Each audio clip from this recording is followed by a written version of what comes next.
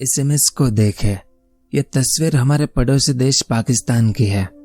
अभी जो रमजान महीना बीता पाकिस्तान में, उस दौरान पाकिस्तानी जनता को प्याज 300 रुपए किलो, लहसुन 600 रुपए किलो, टमाटर 200 रुपए किलो और दूध भी 210 रुपए लीटर तक खरीदना पड़ा। पाकिस्तान में अभी आटा और चावल की कीमत लगभग डबल से ज्यादा हो गई है। यानी देश की एक बड़ी आबादी लगभग भुखमरी की कगार पर है। बीते दिनों आपने ऐसी बहुत सारी वीडियो देखी होगी जिसमें आटे के लिए लोग तरसते हुए छीना झपटी कर रहे हैं, लंबी लंबी लाइनों में लगे हुए थे। मतलब पाकिस्तान अभी अपने इतिहास के सबसे खराब दौर में पहुंच चुका है। इनकी इकोनॉमी लगभग पूरी तरीके से बर्बाद हो चुकी है। सरकार के पास पैसा है नहीं और बाहरी देशों से जो पैसा मिलता है वो भी पाकिस्तान के कर्ज चुकाने में चला जाता है। फिर 2026 तक में, यानी अगले 2 साल में पाकिस्तान को इतना कर्ज चुकाना है कि अगर पूरा देश रात दिन मेहनत करेगा तब भी वो कर्ज चुका नहीं पाएंगे। आगे विस्तार से जानेंगे इस बारे में। अब जानकर आपको हैरानी होगी कि 1960 के दशक में पाकिस्तान को पूरे एशिया का लीडर कहा जाता था। 1980 में पाकिस्तान की इकोनॉमी भारत से बेहतर थी, पर 2024 आते आते पाकिस्तान आज कंगाल की कगार पर खड़ा हो गया है और अभी भी दिन ब दिन पाकिस्तान के हालात लगातार बिगड़ते जा रहे हैं। तो यहाँ पर सवाल ये आता है कि ऐसा क्या हुआ आखिर पाकिस्तान के साथ कि यह देश एकदम से बर्बाद हो गया।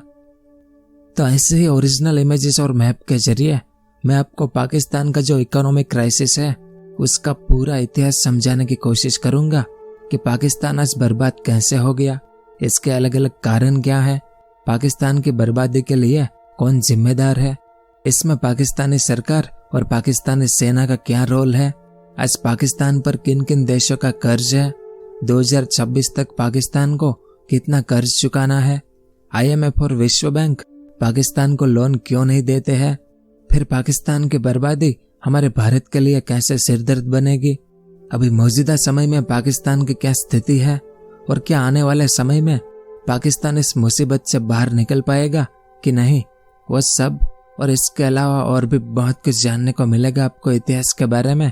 तो वीडियो के आखिर तक मेरे साथ बने रहिए।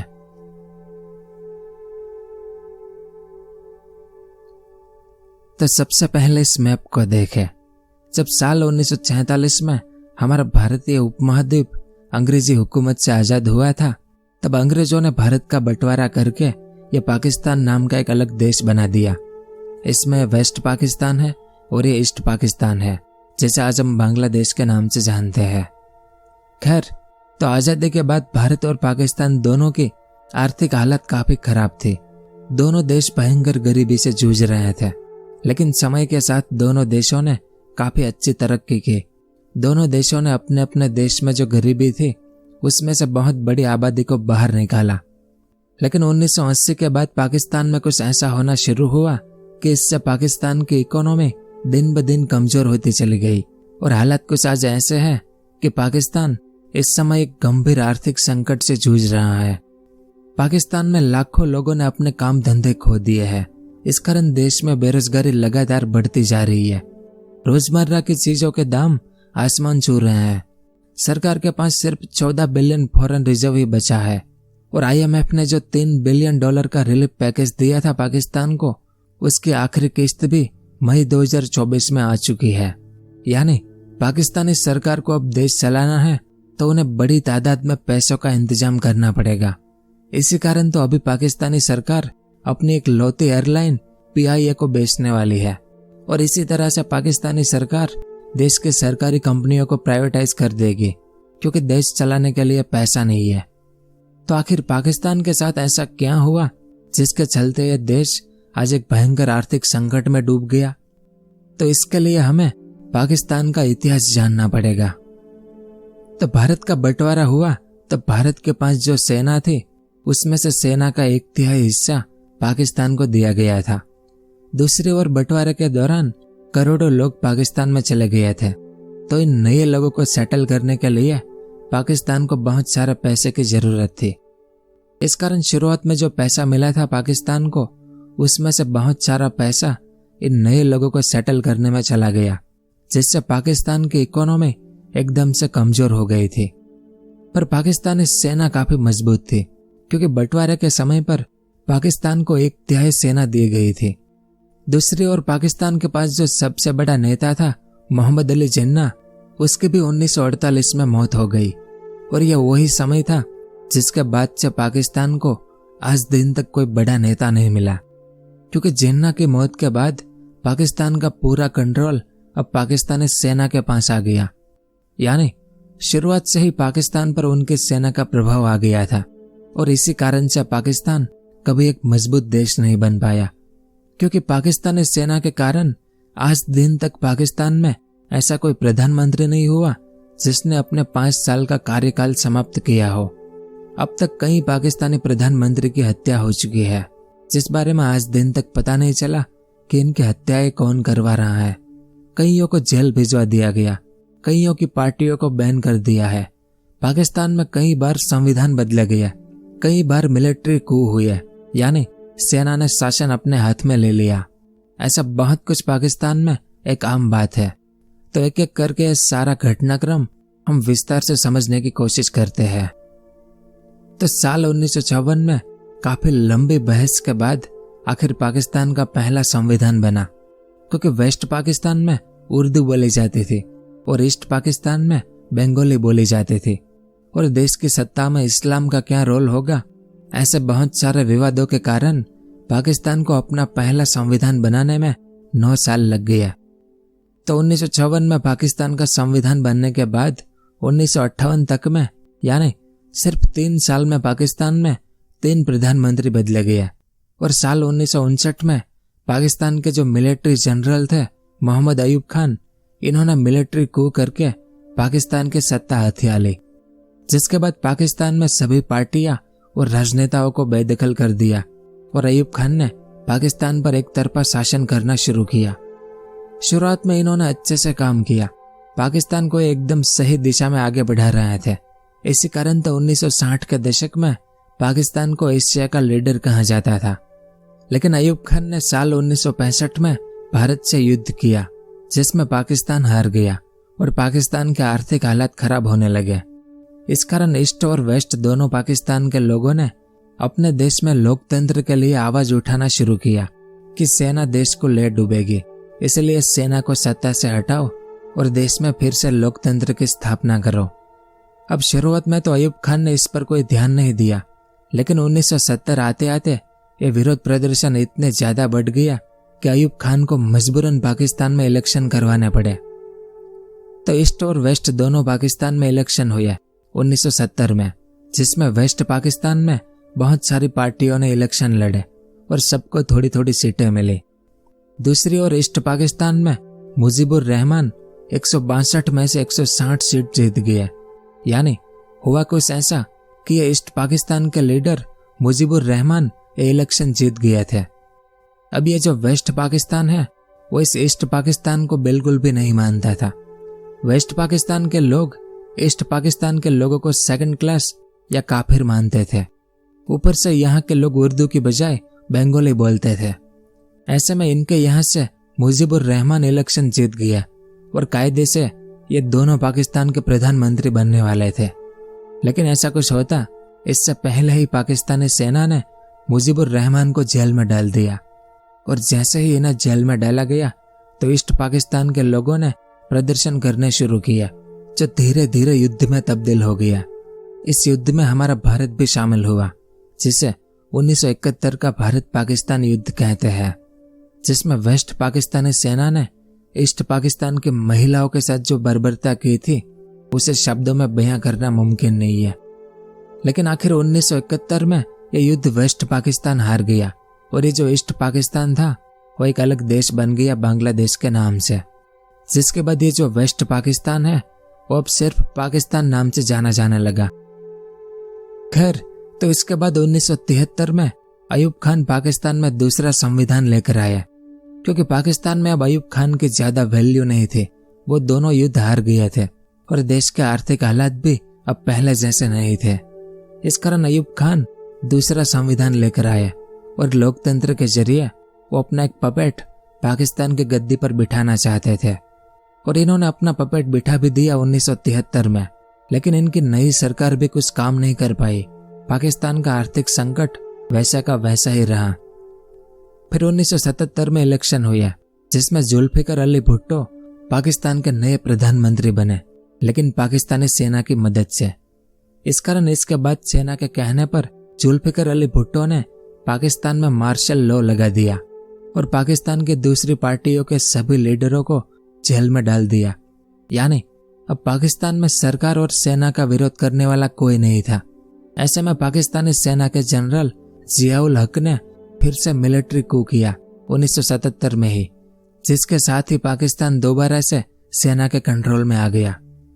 तो 1977 से 1985 तक जियाउल हक ने पूरे पाकिस्तान पर कंट्रोल रखा, जिस दौरान पाकिस्तान के आर्थिक हालात भी सुधरने लगे।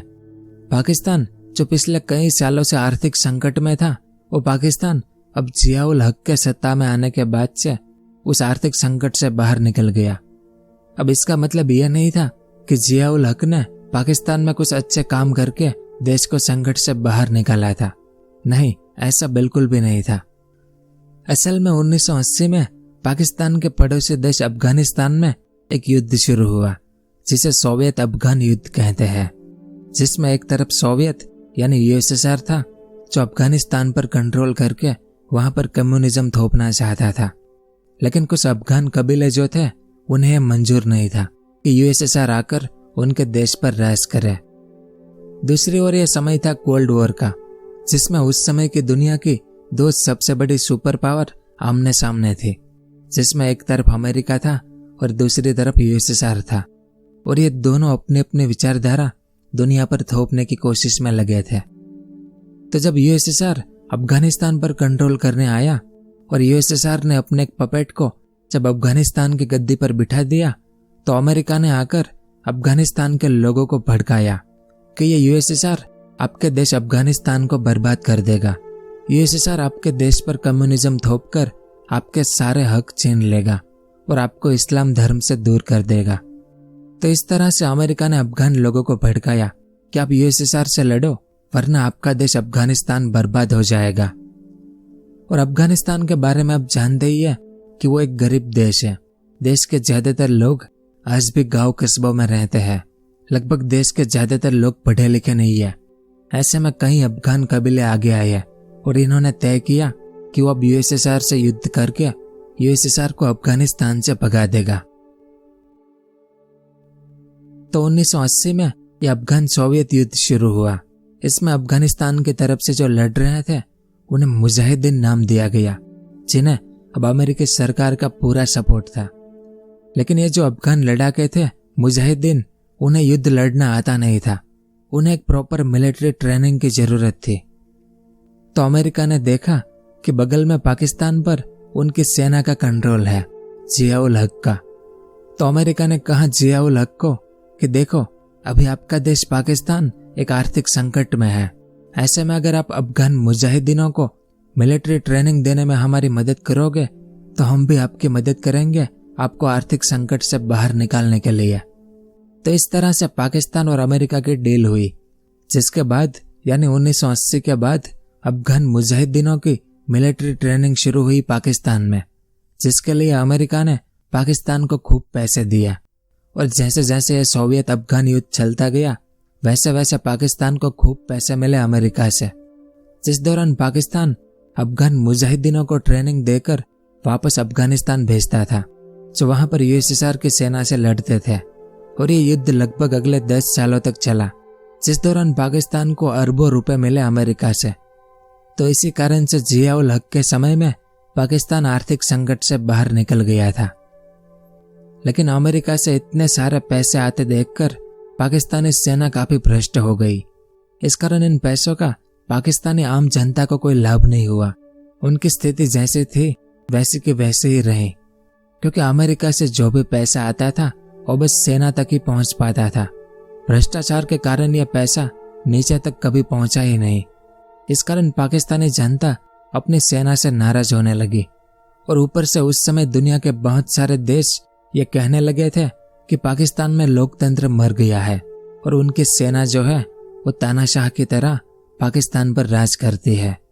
यानी पाकिस्तानी लीडर जियाउल हक धीरे धीरे बदनाम होने लगे थे और इस बार तो इन्हें अंतर्राष्ट्रीय बदनामी मिल रही थी।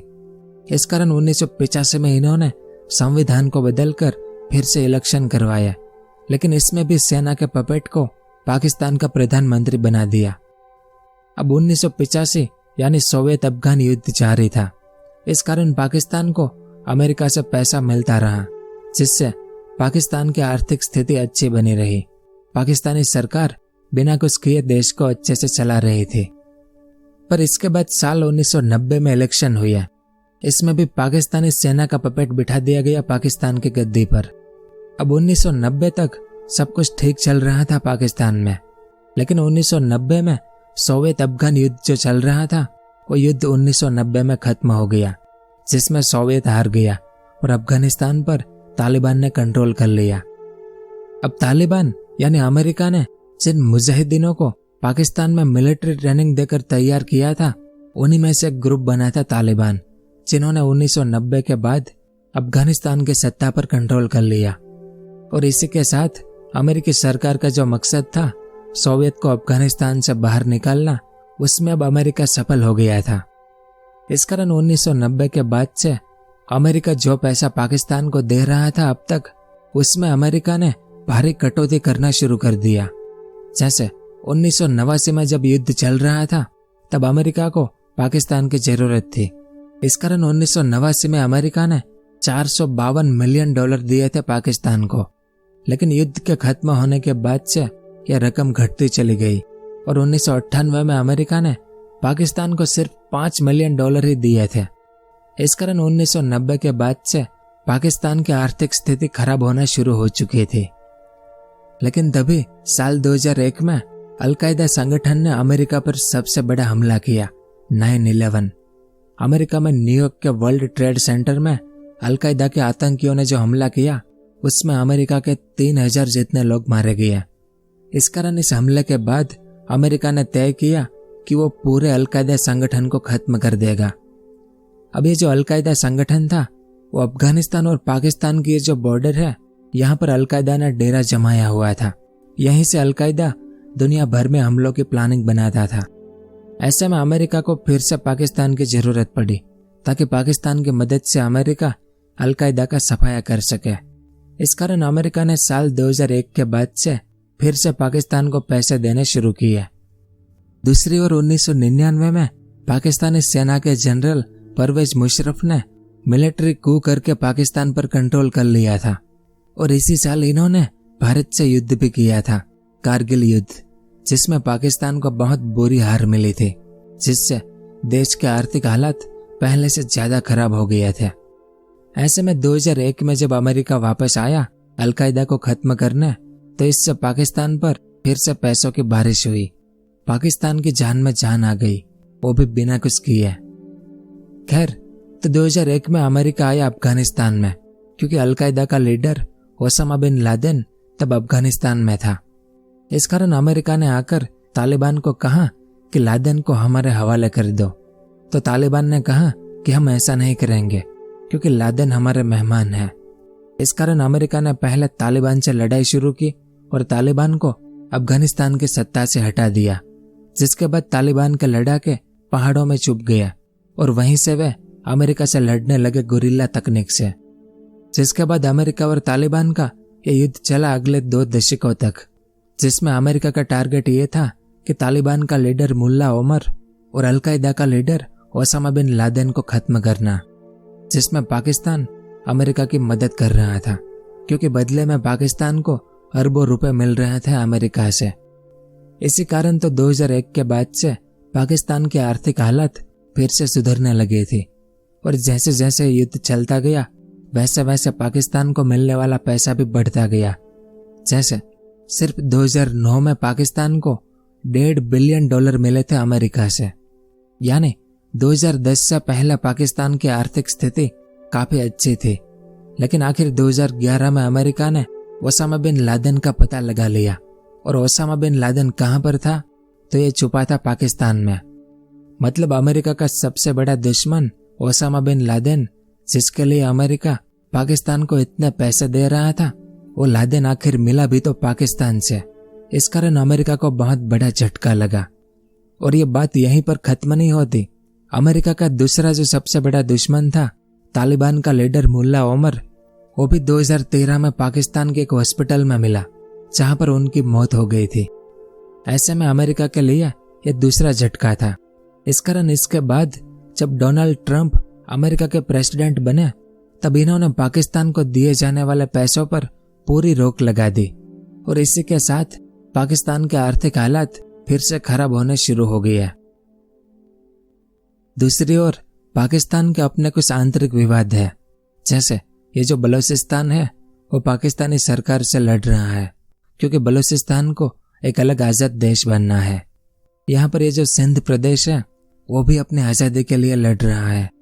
और यहाँ अफगानिस्तान के बॉर्डर पर पाकिस्तान में जो पश्तून आबादी रहती है, इन्होंने एक ग्रुप बनाया है, तहरीक-ए-तालिबान पाकिस्तान यानी टीटीपी।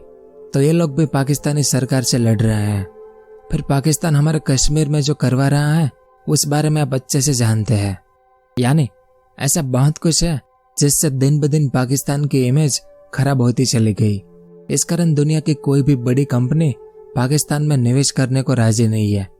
और जब बाहर से निवेश नहीं आएगा तो लोगों को रोजगार कैसे मिलेगा? और जब तक देश में रोजगार नहीं होगा, तब तक देश तरक्की नहीं कर सकता। जिस बात का एहसास पाकिस्तानी सरकार को तब हुआ जब समय हाथ से निकल गया था। दूसरी ओर 2013 से नवाज शरीफ पाकिस्तान के प्रधानमंत्री थे। इन्होंने देखा कि अब अमेरिका से मिलने वाला पैसा बंद हो चुका है, तो देश को चलाएंगे कैसे? इस कारण इन्होंने चीन के साथ अपने रिश्ते बढ़ाने शुरू किया। चीन ने धीरे धीरे लोन देना शुरू किया और पाकिस्तान को अपनी डेब्ट ट्रैप पॉलिसी में फंसाना शुरू कर दिया। इस कारण उस समय पाकिस्तान की आर्थिक हालत जो कि खराब थी, वो दुनिया को दिखाई नहीं पड़ी, चीन की लोन के कारण। दूसरी ओर 2017 में पाकिस्तानी सेना ने नवाज शरीफ पर अलग अलग आरोप लगाकर उन्हें सत्ता से हटाकर जेल में डाल दिया। फिर 2018 में इलेक्शन हुआ और पूर्व क्रिकेटर इमरान खान पाकिस्तान के प्रधानमंत्री बने। लेकिन इमरान खान जब गद्दी पर बैठे तो इन्होंने देखा कि सरकार के पास कमाई का तो कोई जरिया है नहीं, ऊपर से देश पर IMF और चीन का कर्जा है अरबों रुपए का, जिसका ब्याज लगातार बढ़ता जा रहा था। मतलब 2018 की बात करें तो दुनिया के अलग अलग देश अलग अलग चीजों से अपने देश को चला रहे थे। कोई देश उत्पादन कर रहा था, कोई देश ऑयल और गैस बेच रहा था, कोई सेमीकंडक्टर बना रहा था और कोई खेती के जरिए अपने देश को चला रहे थे। लेकिन पाकिस्तान दुनिया से लोन ले लेकर चल रहा था। जब भी देश में पैसा खत्म होता था तो पाकिस्तान किसी से लोन ले लेता था। जब लोन चुकाने का समय आता था तो पाकिस्तान फिर से लोन लेता था, और जब लोन की किस्त चुकाने का समय आता था तब भी पाकिस्तान को लोन लेनी पड़ती थी। और इसमें पाकिस्तान को सबसे ज्यादा लोन चीन से मिल रही थी।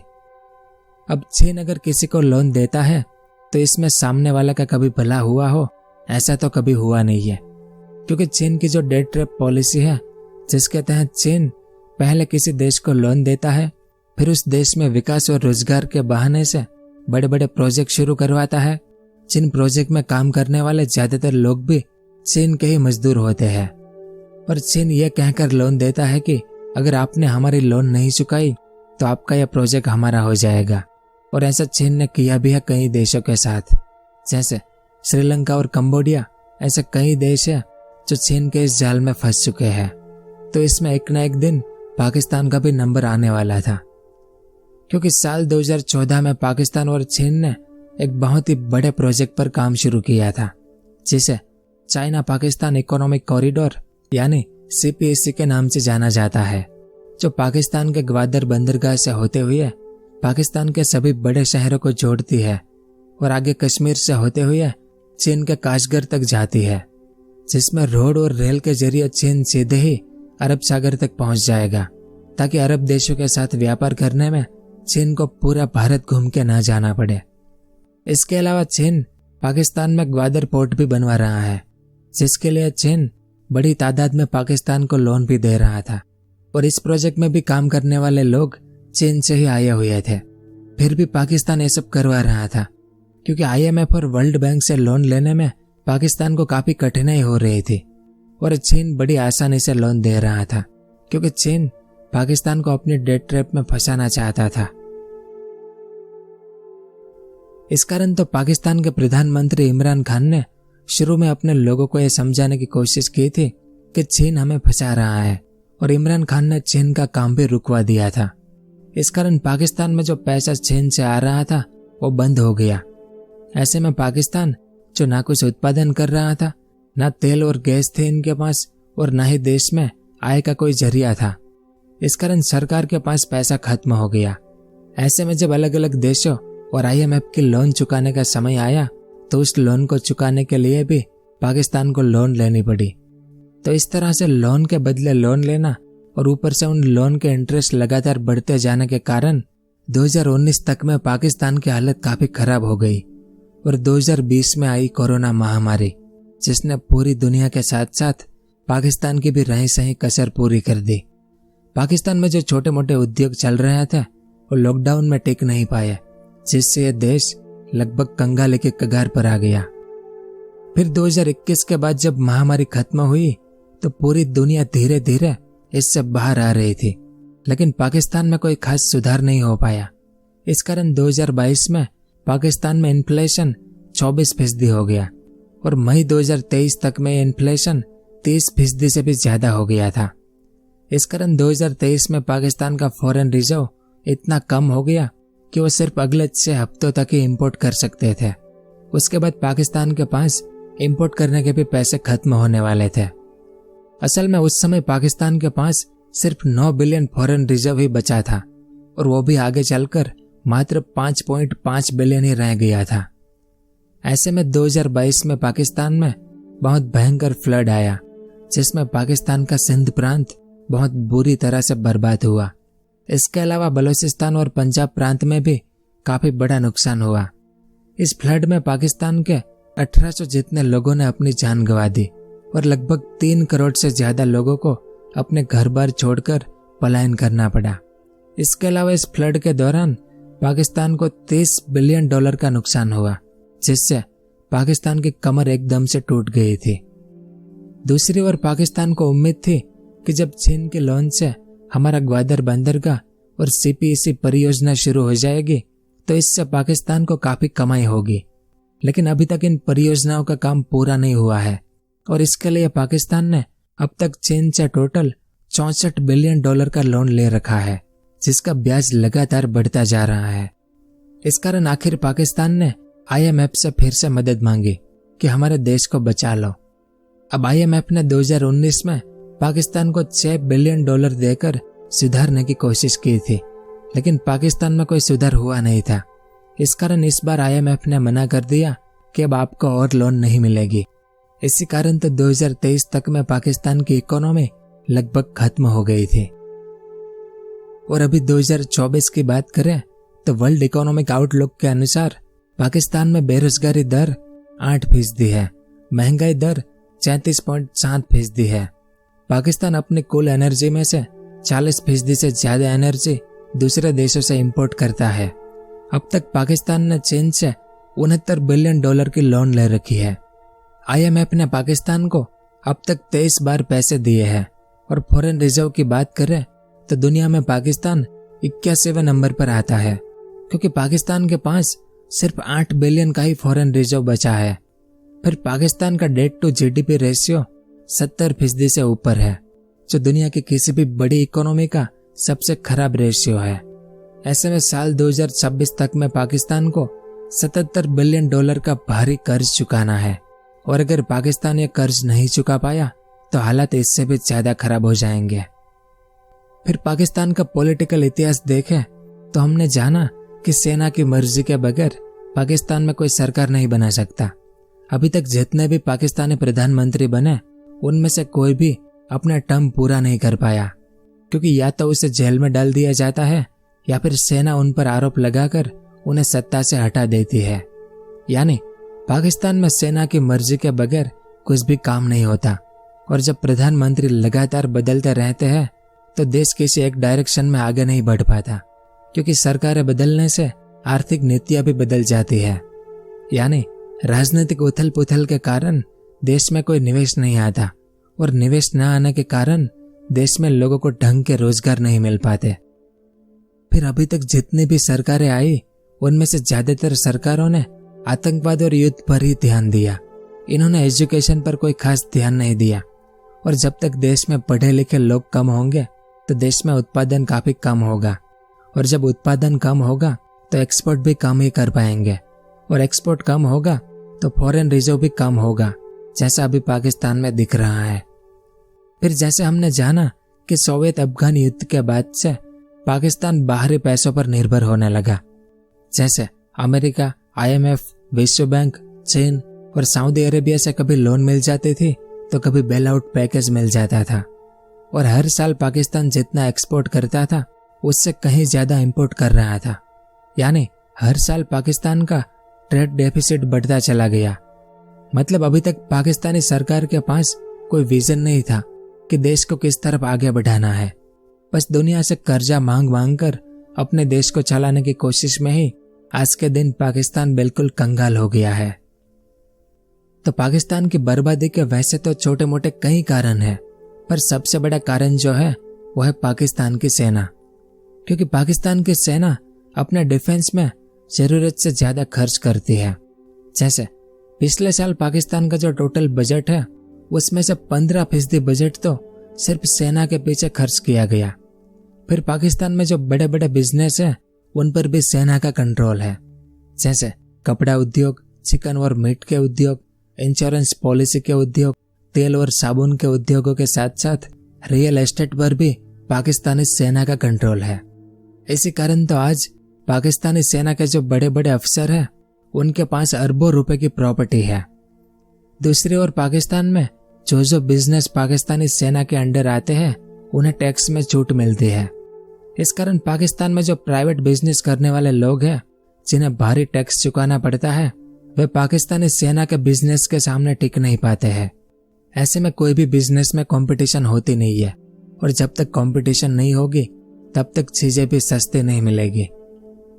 खैर, तो पाकिस्तानी सेना के पास पावर के साथ साथ पैसा भी खूब है, लेकिन जो देश गरीब हो उसकी सेना भी गरीब ही होती है। पर पाकिस्तान में स्थिति बिल्कुल अलग है।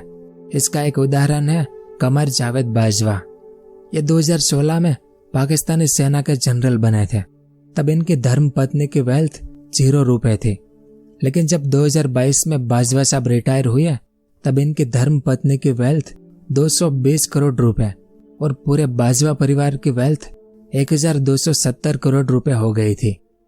तो इस तरह से पाकिस्तानी सेना के बड़े बड़े अफसरों के पास अरबों रुपए की प्रॉपर्टी जमा हो गई है, क्योंकि देश को चलाने वाले लोग ही सेना के बड़े बड़े अफसर हैं, और इन्हीं अफसरों के कारण पाकिस्तान की हालत आज ऐसी हो गई है।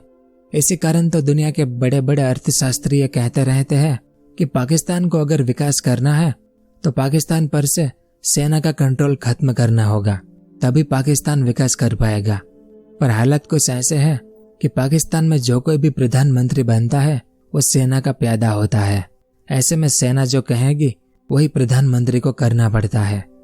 इस कारण समय के साथ साथ पाकिस्तान के आर्थिक हालात कंट्रोल से बाहर चले गए, और उनके पास जो फॉरेन रिजर्व है वो आज के दिन लगभग खत्म होने की कगार पर है, क्योंकि पाकिस्तान अपने फॉरेन रिजर्व से तेल और गैस खरीदता है।